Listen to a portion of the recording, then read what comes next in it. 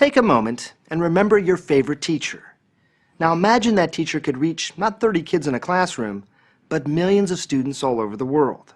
That's exactly what Sal Khan is doing on his website, Khan Academy. With digital lessons and simple exercises, he's determined to transform how we learn at every level. One of his most famous pupils, Bill Gates, says Khan, this teacher to the world, is giving us all a glimpse of the future of education. 35-year-old Sal Khan may look like a bicycle messenger, but with 3 degrees from MIT and an MBA from Harvard, his errand is intensely intellectual. In his tiny office above a tea shop in Silicon Valley, he settles in to do what he's done thousands of times before. We've talked a lot now about the demand curve and consumer surplus. Now let's think about the supply curve. He's recording a 10-minute economics lesson. It's so simple. All you hear is his voice, and all you see is his colorful sketches on a digital blackboard. In this video, we're going to talk about the law of demand. When Khan finishes the lecture, he uploads it to his website, where it joins the more than 3,000 other lessons he's done. In just a couple of years, he's gone from having a few hundred pupils to more than 4 million every month. So if we get rid of the percent sign, we move the decimal over. He's amassed a library of math lectures. 12 plus 4 is 16. Starting with basic addition and building all the way through advanced calculus. We're taking the limit as delta x approaches 0. It's the exact same thing. But he's not just a math whiz. He has this uncanny ability to break down even the most complicated subjects, including physics, biology, astronomy, history, medicine. How much reading do you do ahead of time?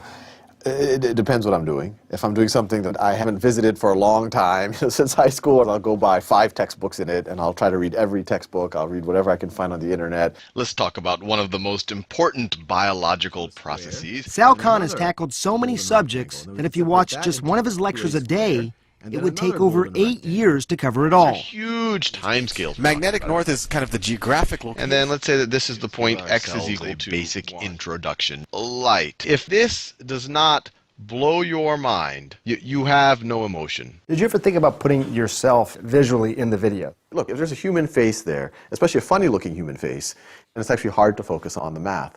4,000 is 2,000 times 3 is 6,000. I don't have to shave, I don't have to comb my hair. I just press record, make a video, there might be spinach in my teeth, who cares? The format is so simple. Why does it appeal to so many people? I've gotten a lot of feedback. It really does feel like I'm sitting next to the person and we're looking at the paper together. And let me get my trusty calculator out. I'm 95% of the time working through that problem real time. Or I'm thinking it through myself if I'm explaining something. And to see that it is actually sometimes a messy process, that it isn't always this clean process where you just know the answer. I think that's what people like, the kind of humanity there. It all started in 2004, when Sal Khan was working as a hedge fund analyst in Boston, and his cousin Nadia, a 7th grader in New Orleans, was struggling with algebra. He agreed to tutor her remotely and wound up posting lessons on YouTube. They helped Nadia, but then an odd thing happened. Total strangers started using them too. I started getting feedback like, my child has dyslexia and this is the only thing that's getting into him. I got letters from people saying, we're praying for you and your family. That's pretty heady stuff. People don't say that type of stuff to a hedge fund analyst normally. So in 2009, Khan quit his job and, working from a desk set up in his closet, devoted himself full-time to Khan Academy. It's a non-profit with a simple but audacious mission: to provide a free world-class education for anyone, anywhere. If that goal sounds far-fetched for a guy working in his closet, consider what happened next. There's a website that I've just been using with my kids recently called Khan Academy, K-H-A-N. Just one guy doing some unbelievable 15-minute tutorials. I was like, those videos for Nadia, not Bill Gates. I have to take a second look at some of this stuff. That's right. Bill Gates, one of the smartest and richest men in the world, was using Sal Khan's free videos to teach his own kids. 2 weeks later, I got a call from Larry Cohen, who's Bill Gates' chief of staff, and he says, you might have heard, Bill's a fan. I'm like shaking. I'm like, yeah, I heard, and he's like, if you have time, I'd love to fly you up to Seattle. And then I was looking at my calendar right then, and for the month, it's completely blank. I was like, yeah, I think I could, fly in, between like laundry and a bath. I can just and meet with Bill. That was just 2 years ago. Today, with the help of more than $15 million in funding, much of it from the Gates Foundation and Google, Khan has been able to hire, with competitive salaries, some of the most talented engineers and designers in the country. We visited a class in the Los Altos School District outside San Francisco, where the new Khan Academy software is being piloted. Grab your computer, log in, and then open Khan Academy. Right away, you notice something different. There are no textbooks and no teacher lecturing at the blackboard. Instead, students watch Khan videos at home the night before to learn a concept. Then they come to class the next day and do problem sets called modules to make sure they understand. If they get stuck, they can get one-on-one help from the teacher. Less lecturing, more interaction. What you think of as homework, you do at school. And schoolwork, you do at home. It's called flipping the classroom. And now with the videos, do you find yourself rewinding it, playing it again if you need to? A lot, yeah. You do that at home? Yeah, usually when I watch a video, it's because I'm having trouble on the practices. So if I don't understand the video, I can always rewind it or pause it so that I can go back to the module and do what I learned. What's the hardest part about learning this way? I don't really think there's a hard part. Even kids who don't have a computer at home can flip the classroom. Eastside Prep in East Palo Alto keeps its computer labs open until 10 p.m.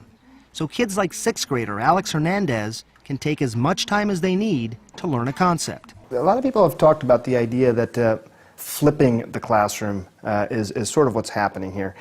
You take a little bit of issue with that. I kind of view that as a step in the direction. The ideal direction is using something like Khan Academy for every student to work at their own pace, to master concepts before moving on. And then the teacher using Khan Academy as a tool so that you can have a room of 20 or 30 kids all working on different things. I feel like I'm using my time more effectively with my students because instead of making the assumption that the entire class is weak in this area and I need to spend time reviewing this, I can really pull those 3, 4, 5 kids, do a mini workshop, address those needs, and allow those other students to move on to problem-solving activities or project-based learning with their peers. But as with any new innovation, Khan says there are always some skeptics. I've seen some subset of teachers who say, oh, what is this video thing? You know, live human interaction is important. And the reason why that bothers me a little bit is that, no, that's exactly what we're saying. In fact, we exactly agree with you that what we're trying to do is take the passivity out of the classroom, so that you as a teacher will have more flexibility. Does it minimize the role of the teacher? Does it make it less impactful? No, I think it's the exact opposite. We kind of view teachers playing the role of more like a coach or a mentor, which once again, I personally believe is a much higher value thing than a lecturer. Eric Schmidt, the pioneering chairman of Google, says he's seen a lot of failed attempts to integrate technology into education, but says what Sal Khan is doing is different. Many people think they're doing something new, but they're not really changing the approach.